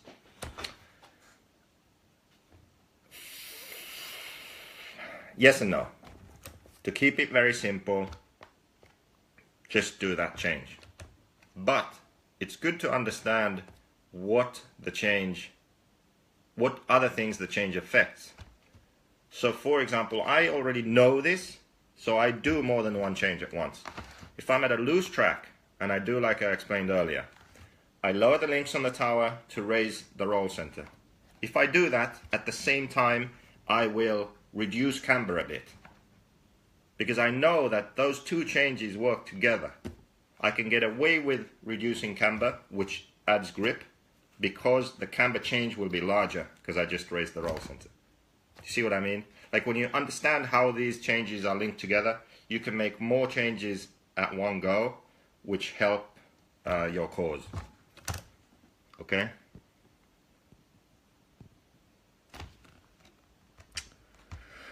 Where should the roll center be when you design a car? Same height front and rear or different? Boom! Now we're getting somewhere. I'm not telling you. I'm not telling you. No way. You can torture me. You can waterboard me. I'm not going to tell you. No fucking way. You know why? Because it was fucking years of work and trying to learn and understand and think you learn. Then you go somewhere and you're like, fucking got it, finally. Super science mode. Focus. Shit. I didn't understand it. Back to the drawing board. Try again. Work, test, drive, test, drive, test, drive. Draw on the laptop. Do this, do that. Try and understand. Read a book. Read another book. Test, try again. Now I think I got it. And then you understood like 10% of what you just tried. So it's been a long process, and I feel like I get it to a certain point now. And it's not that hard, you know, like if I was to explain it to someone who understands this, they'd be like, oh yeah, that makes sense. Why would I do that? I'm not fucking stupid. You figure it out. And just to prove that I understand to some extent, like I'm not completely talking out of my ass here. I have experimented over the last year or 2 years maybe. I've experimented with different cars and drivers, and cars which I have never driven. Key component to prove that your theories actually work in reality. So I have gone to some dude with some car that I haven't driven, and I have said, can I set your car up? And they have said, okay, this is really weird, but why not? Take their car, work my magic, basically measure everything, figure out what the roll center is doing, and oftentimes ended up with a really different setup, okay? So really out there. Giving it back, they have driven, they'll be like, what the fuck just happened? Like, this is crazy. It's so different, and it's really good. How? Why? And I never drove the car. I just purely did it in theory.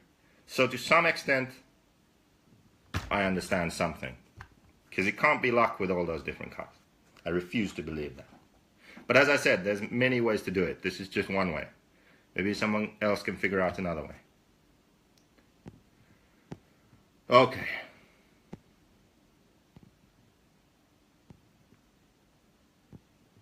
Okay, I really want to catch up with these comments here. I'm not sure if you have any experience with HECNOs, but do you have any ideas on how a super narrow platform affects the role of the car and or its sensitivity of happiness or being right? The narrow car doesn't really affect the roll center. But the narrow car creates a problem because we aren't robots. We're human beings. And as human beings, we have varying levels of talent and skill and reactions. And that causes the problem. So if you want to make the fastest possible car, then well, this isn't really for sure. Because a narrow car will also, how could I explain this? Okay, the one school of thought could say it like this. If you want to make the fastest possible car, you make it narrow, because it will be responsive and the driver's input is very precise. So it will be very fast. On the other hand, the narrow car won't have quite as much traction as a wider car. Which means that even if a robot was driving with perfect input to just exactly what the car is doing, maybe that lack of traction would actually mean that it's slower than the slightly slower responding car that has more traction. So I can't say which would be the ultimately faster car if a robot had sensors on a car and was just controlling it through a computer. I don't know which car would be faster, the narrow one or the wide one. But that's irrelevant. For us human beings, there is a point after which a car is too narrow for us to handle. And I feel like certain cars on the market are too narrow. Like, it's just, you're not going to make it work. You're going to have to make it wider. And the reason is the wider car will maintain a more consistent level of traction. It will not react as violently to bumps, differences in traction, jumps, everything on the track. So the driver doesn't need to constantly be correcting, and you'll end up with less mistakes, not just mistakes where you need marshalling, but small mistakes like 0.3 of a second there, 0.2 of a second there, those kind of really small, subtle mistakes. You'll have less of them, and you'll just maintain your speed around the track easier when the car is wide. 100% sure about that. I shouldn't say that, nothing's 100%, but fuck it, 100%. Rear should be higher than the front with the front closest to the ground. It doesn't work that way. It doesn't work that way. You can do it either way. You can have roll centers different to what you just explained if you want. It's not like that. Mind-blowing stuff. Like life, it's all about balance. Exactly. It's all about balance. I think mass being more centered rolls faster, it's inertia. Yes, and that's the whole problem. That's why it makes it so hard for a human being to control. It makes more energy to come mass that isn't centered, so it responds slower. Yeah, when it's wider. That's actually another thing. Kind of partly the reason why a narrow car has less traction than a wide one. Because okay, I have to explain just a bit about tires.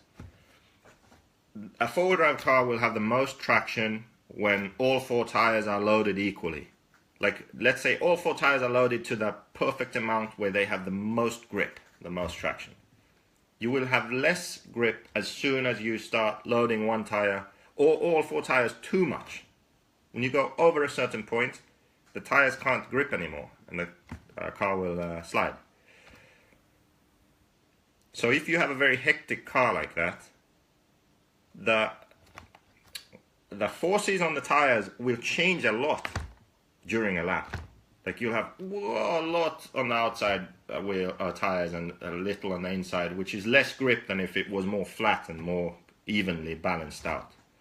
So a narrow car which does a lot and moves the weight around a lot because it's reacting so quick to everything, during one lap of the track is going to have on average less traction going to the track than the wider, more stable, more flat car. Because on the wider, more stable, flat car, the tires will be loaded more equally for a longer amount of time during that one lap. Hey, I caught up. I think we're almost done then. That's cool. Someone has to go to bed. Is there a plan on talking about spring frequency and spring length? Nah, I don't know. I don't know enough about that, to be honest. I mean, I've tried that stuff, but I don't really know. It's not interesting. Can't make that interesting.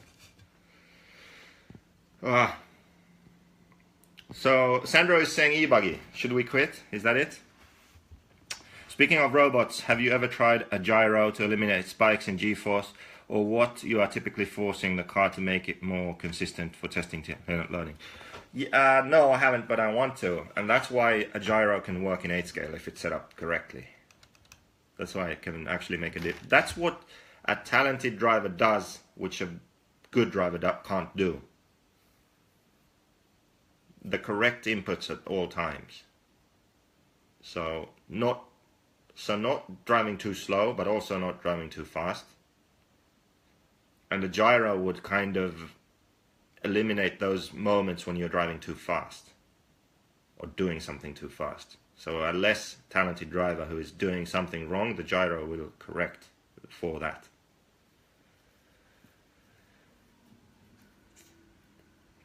Does roll center have a direct effect on power traction? I mean, yes, thanks to camber change, yes, like I explained before. Can you have more grip with less roll? Typically no. Typically no, because, well, this, I guess it has to do with the same subject. Like I said before about the tires. If you have no roll, you still have weight transfer. When you drive around the corner, the car is still going to want to go, the weight is still going to want to move to the outside. So if you have no roll, like the car can't roll, all the weight will want to move quickly to the outside tires, making them slide. Do you understand?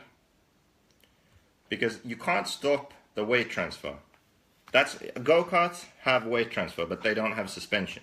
Okay? So it still does happen. What you do with the roll center and allowing the car to roll is to, when that weight wants to transfer, you don't let it transfer, some of that force is changed into the spring compressing and the car rolling. So thanks to the car rolling, when you go into the corner, less weight is transferred and the tires are more evenly loaded. So you will have more traction. That's why when you put a thicker sway bar on, let's say you put a thicker sway bar on the rear, it will stop the rear from rolling as much. And that means more weight is transferred to the outside tire. So the left and right tire are not as evenly balanced or evenly loaded anymore, which means you have less traction on the rear. So to answer your question, you don't have more traction if you don't have roll. When you allow the car to roll, the tires will be more evenly balanced, evenly loaded, and your car will have more traction. The reason why you then need to limit roll is two things. The handling of the car. If it just keeps on rolling, it's not going to be very precise to drive, right? Like you compare a race car to some old Cadillac, and try driving through a chicane, Yeah, so that's one thing. And the other thing is the angles. If the car rolls too much, like I explained before, the wheel angles will just be way off. Like the outside tire will be so far positive you lose grip or you flip over. So you need to limit roll. Like I said, it's a compromise. You want the car to roll, but you have to limit it for handling reasons. And you want to maximize traction. So it's give and take. It's a balance. A lot of e-buggies now. I think we have to quit, but I'm fucking Mr. Scientist is in super science mode. How can you be sure the car does not bottom out? Nothing to do with roll centers right now. I'm not going to do that now.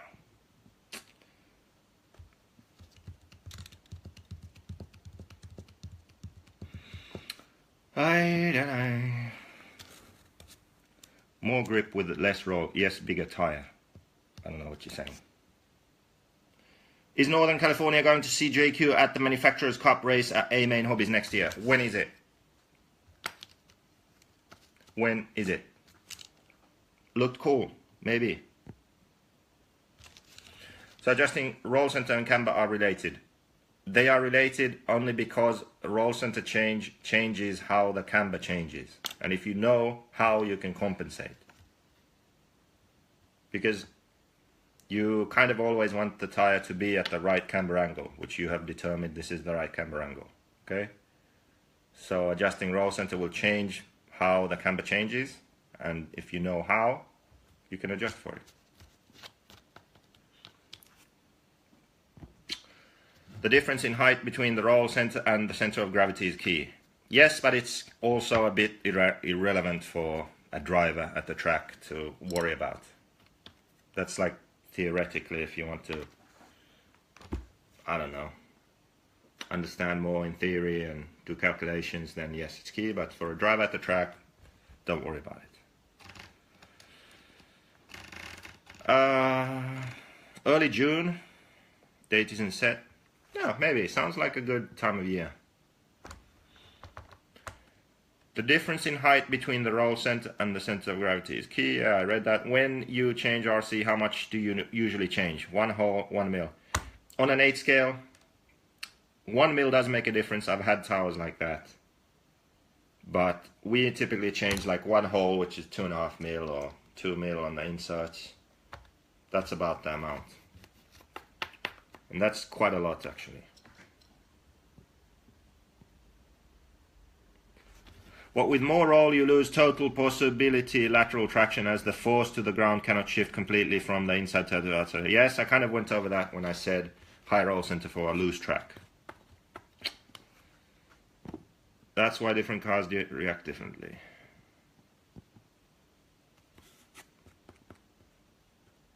Surely you get less roll by having the camber link slower on the tower. Yes, I covered that.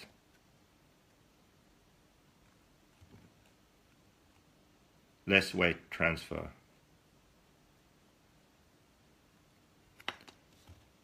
More weight transfer with a higher roll center. If you don't have any roll, you have the maximum weight transfer. Okay, I'm pretty sure that we nailed that. I hope the upload works. Otherwise, you live watchers are lucky. Okay? Because I'm not doing this again. This was a freaking headache. I hope it makes sense. I hope it made sense. I hope you understood something. I hope you learned something.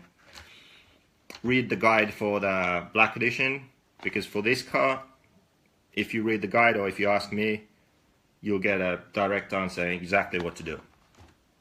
Other cars, ask their fucking designer. They should tell you. Okay? Also remember, we are still buying old cars. We really want to, we want all your old cars that you can't sell. We have a bunch of them on the way already, and we want more. We want you to try the black edition and the grey edition and whatever old model of any brand car that you have that you can't sell, we will give you money for it. So just remember that and act fast. This isn't going to last forever, this program.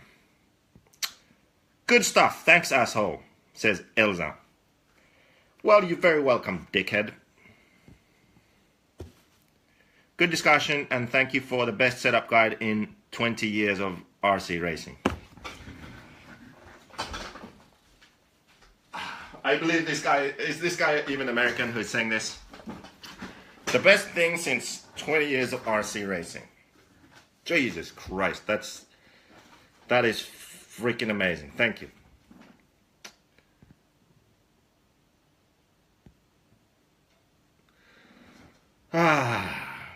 Hyper 8 Pro, Alex, message me. We'll make a good deal. And last but not least, happy birthday to Carlos Sicora on the Dominican Republic. I have no clue how old he is, but have a good one. I'm sure you can have some beers. You're old enough for that, right? So, yeah, that's it. Now, where's Sandro when you need him? Jesus.